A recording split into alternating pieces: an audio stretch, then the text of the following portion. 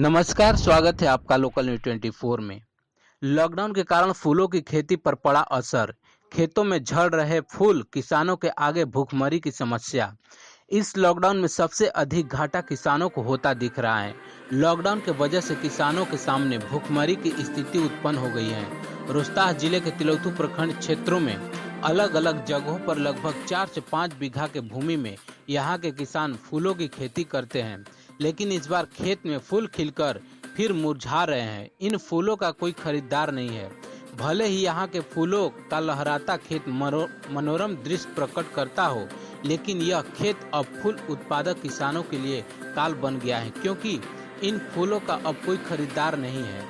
माना जा रहा है कि यहाँ के हर एक किसान को 70 से 80 हजार का घाटा हुआ है। किसान कहते हैं कि कई जगह लगातार फोन कर रहे हैं कि फूल ले लिया जाए, लेकिन इस फूल का औने पौने दाम में भी कहीं कोई खरीदार नहीं मिल रहा है।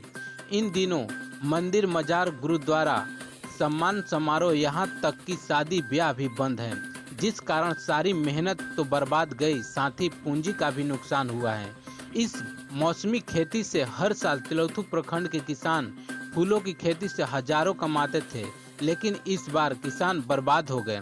शादी विवाह के लग्न के मौसम के लिए किसान फूल को किसी तरह बचा कर रखे थे, यह सोचकर कि उनके फूलों की बिक्री होगी तो लाभ मिलेगा, लेकिन अब सब बेकार हो गया है। फूल खेत में ही सूख कर झड़ रहे हैं और इसका कोई खरीदार नहीं है।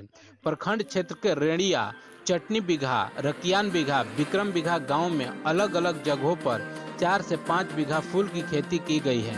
अंकित कुमार ने बताया कि सिर्फ रेणिया गांव में 2 से 3 बीघा से अधिक खेतों में फूल की खेती का उत्पादन होता है। पिछले 10 सालों से इन नकदी फसल से उन लोगों को बहुत फायदा हुआ।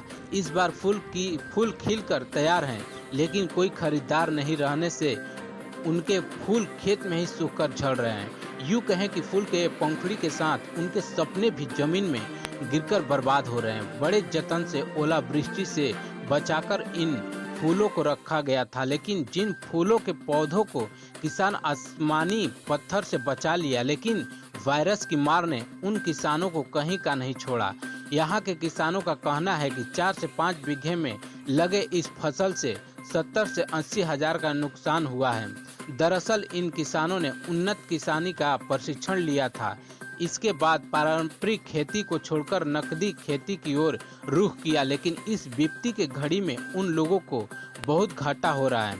इस फूल का कोई खरीदार नहीं है। ऐसे में धान गेहूं के पारंपरिक खेती छोड़ना उन लोगों को महंगा लग रहा है। ऐसी कोई उपाय भी नहीं है कि इन फूलों को कुछ दिन तक बचा कर रखा जाए।